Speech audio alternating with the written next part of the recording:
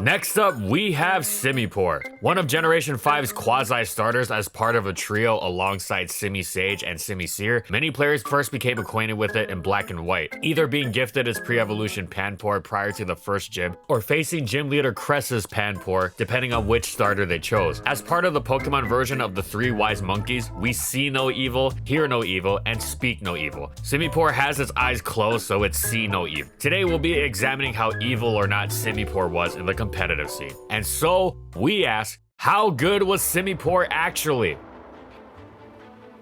And in this video, we'll be going over these competitive formats. Simipour's offensive profile had promise as it possessed plenty of potentially valuable traits. Its ever-reliable water stat was supported by a decent base special attack stat and an excellent base 101 speed stat that got the jump on the defining all-important tier of 100. However, in a sea of solid offensive water types, what differentiated Simipour?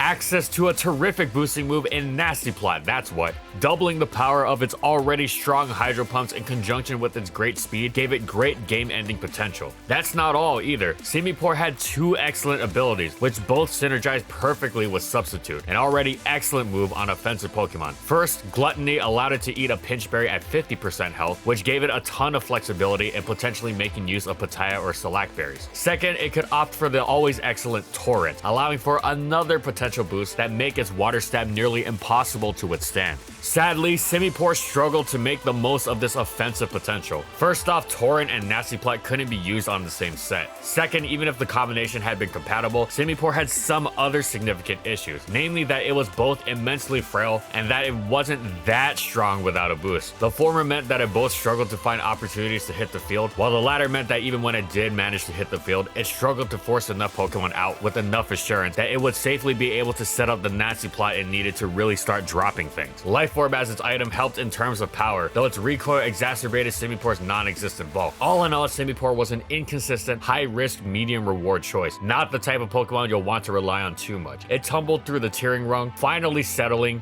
in NU, but even there, its flaws were all too apparent. It did manage to find a small niche for itself though. Its base 101 speed was excellent in a tier so dominated by Charizard. However, its offensive water competition was quite stiff. Samurot's natural bulk was great and pretty much the opposite of Simipour's, while Ludicolo's Swift Swim allowed it to boost its speed and outrun the Choice Scarfers and Superiors that cut a non-Select Simipour sweep short, and Select Simipour lacked the power of Life Orb. Simipour's ability to switch in and immediately threaten out Zard was excellent, and it was quite threatening beyond that. Some players got decent use out of a Choice Spec set. However, this was played around far too easily by the ever-present Alomomola, and Simipour just wasn't as all-around useful as Samurott and Ludicolo. Thus, it wasn't used very much. In fact, it dropped all the way to untiered. This was a bit of a harsh placement as it wasn't that bad, but it was outclassed more often than not. So as a result, Simipour had a frustrating debut generation.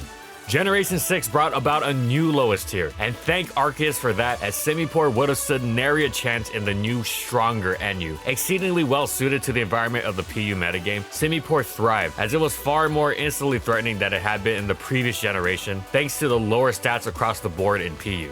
In fact, not only did it thrived in the face of superb offensive water competition, as Floatzel was one of the tier's best Pokemon. Simipour had several advantages that made it genuinely great in its own right. First, its access to superpower allowed it to run a terrific mix set that lethally threatened the likes of would-be Chex, Regice, and Audino. Simipour could also effectively run knockoff, removing items from switch-ins and acting as an offensive weapon in the same move, dealing with other would-be answers like Clefairy, Chinchou, and Bronzor, all without needing to shed its own item. Floatzel's Switcheroo could never. Second, a mix set wasn't the only one Simipour could run. It was also quite an effective Choice Scarfer, fully utilizing its special attack stat that far eclipsed Floatzel for more efficient revenge killing of boosted threats and late game cleaning. Third, Simipour could finally run the set it'd been aching to for so long, the set that really made Floatzel envious. The combination of Torrent and Nasty Plot was finally legal, allowing Simipour to run an absolute monster of a sub-select set, whose setup process allowed it to easily boost all of its speed, special attack,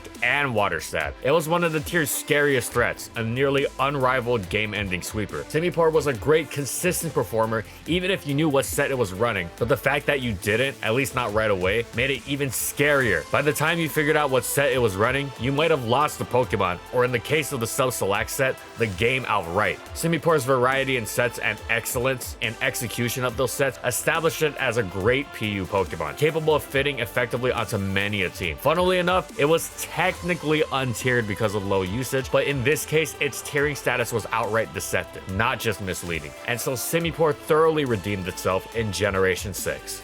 In its eternal quest for more power, Simipour was all too happy to happen upon Z Crystals in Generation 7, with Waterium Z providing its Hydro Pump a crucial boost to power and accuracy alike that made it even more threatening. Unfortunately, though this was certainly a buff, it was also the only one Simipour got in Gen 7. This meant it was quite overshadowed in the new, massively power-crept PU tier, not least because it was quite easy to wall with popular Pokemon like Abomasnow, Lantern, and Ferroseed, to say nothing of the huge swath of faster Pokemon that could easily revenge kill it, like Dodrio and Alolan Raichu. Simipour wasn't an outright bad Pokemon, but part of that power creep meant that there were plenty of other excellent offensive waters, ones which had much better matchups against the tier at large, and thus there was never really a need that only Simipour could fill. Its usage was pretty much non-existent, and for good reason. It thus chalked up another drop into the untiered limbo. And that's it. So how good was Simipour actually? Sadly, for all its offensive promise, it's only ever lived up to a portion of it, which is why it's been untiered 3 times in 3 generations. That said, it of course has only deserved to be untiered twice. It was actually quite excellent in ORAS PU, which was particularly great to see because it did so in the face of excellent competition for its role of offensive water type. Simipour has faced great challenges everywhere it's gone thus far, and we're hoping it returns one day with the boost it needs to finally fulfill the promise it's been teaming with since day one. Thanks for watching, everyone, and as always, if you liked the video and you want to see more, be sure to subscribe to False Swipe Gaming for more weekly Pokemon content. And in the comments, I want to know, what do you think about competitive Simipour? How would you buff it so it gets out of untiered? Whatever it is, let me know in the comments. Also, thank you so much to our patrons for continued support of our videos, and thank you to everyone else watching as well.